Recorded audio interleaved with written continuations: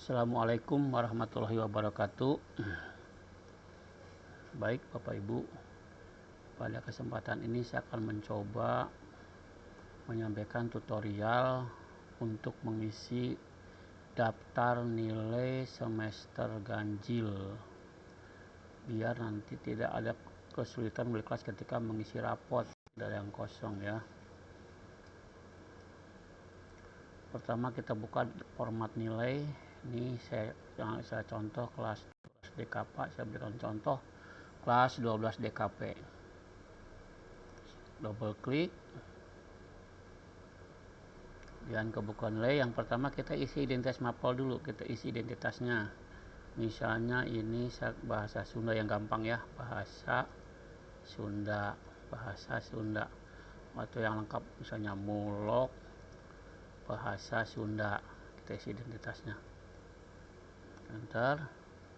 Nah kemudian ini harus diisi ini TP atau LM ya, TP atau LM.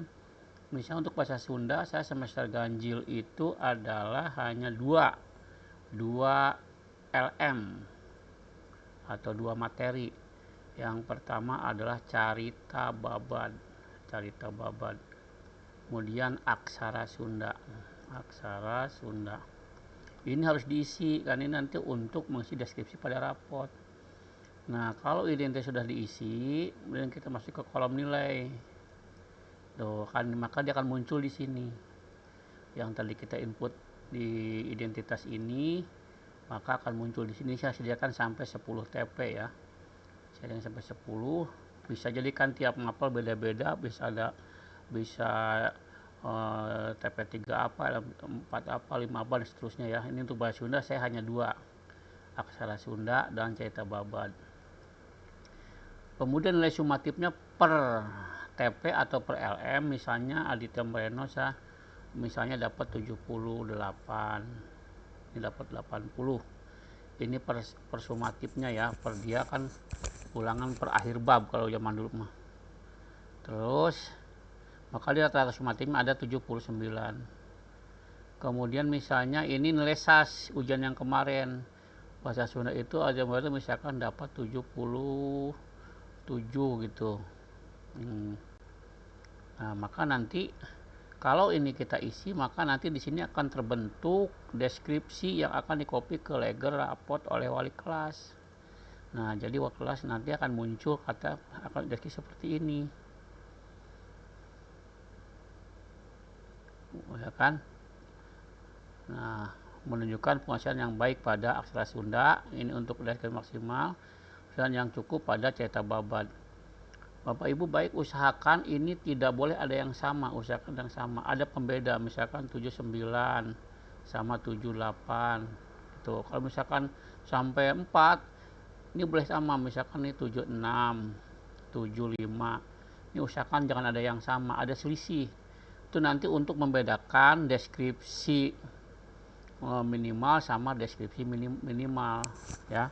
Ini jangan yang sama. Misalkan ini 85, ini dapat 86. Nah, kalau ini kan hasil dari ujian yang kemarin, misalkan 78. Nah, maka nanti akan terbentuk deskripsi secara otomatis oleh sistem.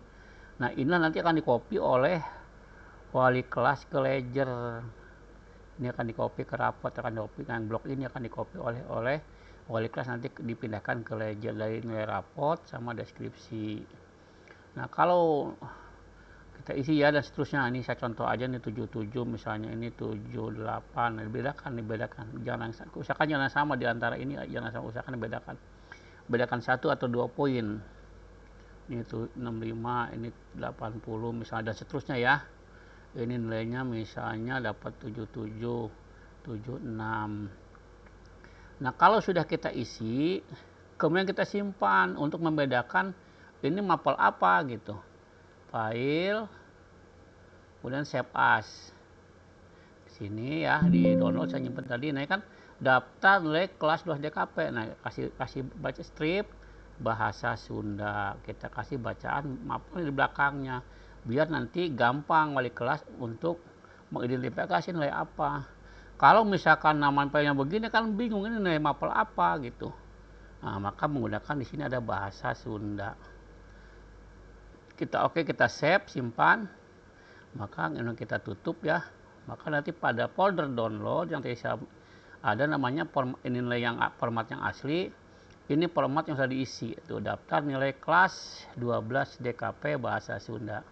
Oke, baik, demikian barangkali tata cara mengisi nilai untuk format baru. Wassalamualaikum warahmatullahi wabarakatuh.